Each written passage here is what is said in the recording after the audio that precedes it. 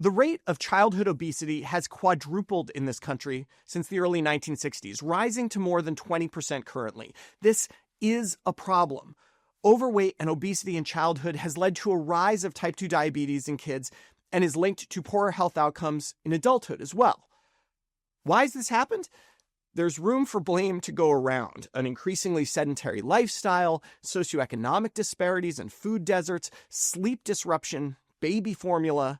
But I think it's clear that we wouldn't be in the situation we're in right now without the abundance of calorie-dense foods. And notice I'm not saying ultra-processed foods because although most of the really horrible calorie-dense stuff is ultra-processed, it's not some magic of the processing that makes this stuff obesogenic. It's the calories. It's making those calories soft, easily digestible, craveable, a real marketing term, look it up, available on a whim, and addictive.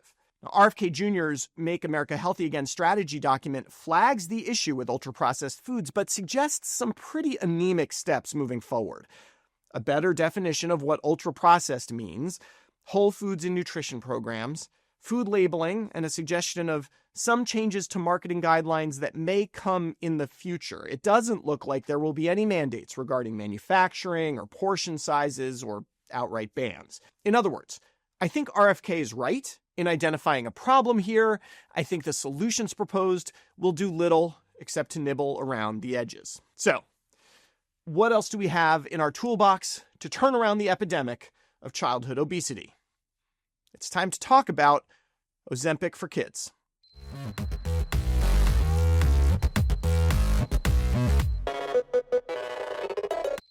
Now, it may sound a little bit crazy to be talking about using weight loss drugs in kids, and honestly, it is a little bit crazy to be talking about for now, because we don't have great data telling us exactly how the drugs work in kids, and there are some big differences between kids and adults when you're talking about things like caloric balance. But that data is coming, and we have our first real hint about what is coming down the pike appearing this week in a paper from JAMA Pediatrics. This is a meta-analysis looking at all the randomized trials of the GLP-1 drugs in pediatric populations. As a reminder, a meta-analysis is a study that combines data from a bunch of prior studies. It's useful in situations like this where prior studies are small because averaging the results of multiple small studies can remove some of the vicissitudes of chance that occasionally drive results in individual studies. I don't love discussing meta-analyses here because I really don't have the space to discuss each study individually, and I worry that nuance might be lost. But we need to start paying attention to the Ozempic for kids issue because I promise at some point in the very near future, there's going to be a big debate about this.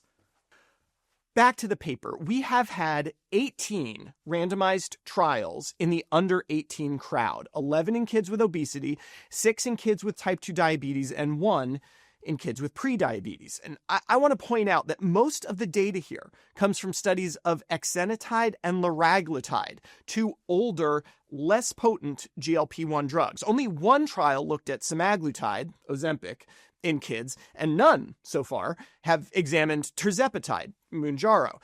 The average age of kids in these studies was about 12 to 15 years, but some studies included children as young as 6. Okay, let's get to the results, which I want to frame across 3 categories. First, did the drugs work? Did they lead to weight loss in kids, improvement in diabetes measures, or both? Second, did the drugs cause harm? What side effects were reported and how severe were they? And last, what is missing from this paper? What questions remain open before we can come to some conclusion about whether we should consider these drugs for kids? So let's start with efficacy. In terms of weight-related stuff, the drugs worked. Overall, BMI went down by about 1.5 points and BMI percentile by 7.5 points. Body weight decreased by about 3 kilograms or 6.5 pounds. Waist circumference decreased by 4 centimeters. And those are averages. That one Ozempic trial showed a stronger effect, a 16% reduction in BMI and about a 15 kilogram weight loss. Effects on blood sugar were also positive, on average a half-point reduction in hemoglobin A1C and a 10 milligram per deciliter reduction in fasting plasma glucose. So, the drugs work in kids similarly to how they work in adults, at least in terms of weight loss and glucose control. What about adverse events? Most of the studies reported higher rates of gastrointestinal side effects with the drugs, similar to what we see in adults. But what really piqued my interest, given the complex emotional lives of kids and adolescents, were the 5 studies that reported out symptoms of depression and suicidality. There was no difference in those outcomes between the placebo group and the GLP-1 groups. That supports recent adult data suggesting there is not an increased suicide or depression risk with these drugs, despite some earlier studies raising that issue. And that's where the medical literature leaves us. GLP-1 drugs work in kids like they do in adults and have a similar side effect profile. Are we done? Prescription pads out? Well, not so fast. There are some big unresolved issues that require study before we start tackling the very real, very problematic childhood obesity epidemic in this country at the point of a needle. Let's talk about growth. The biggest difference between kids and adults, in my mind, is that kids' bodies and brains are still growing. If a child is losing weight, they are in caloric deficit. And yes, if they were overweight or obese to begin with, that may be fine, but we need to know whether these drugs could affect growth trajectories in children who are still growing. And even if they aren't growing physically anymore, their brains are still changing and evolving, and we know that GLP-1 receptors live in brain tissue.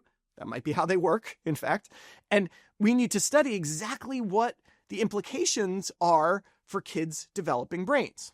And by the way, it may be good for them. For all we know, Ozempic's apparent ability to restructure reward pathways in the brain away from self-injurious behavior like overconsumption may be great for kids. But we don't know for sure yet because it hasn't been thoroughly studied. That needs to happen. Now, as it stands now, the FDA has only approved 2 GLP-1 drugs for obesity in kids, liraglutide and Ozempic, both restricted to age 12 and above. And so far, so good.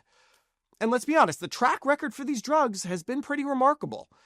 As more data comes in, I wouldn't be surprised if these drugs become the first-line pharmacologic treatment for childhood obesity, likely after a reasonable attempt at dietary changes.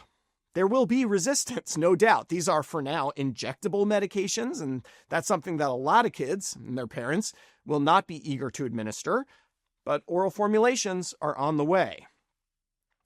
Perhaps the real issue will become a more philosophical one. There is something very Brave New World about medicating our way out of what is fundamentally a societal problem. But if those who run this problematic society won't make the changes necessary to help our kids, the pragmatic approach will win the day. For Medscape, I'm Perry Wilson.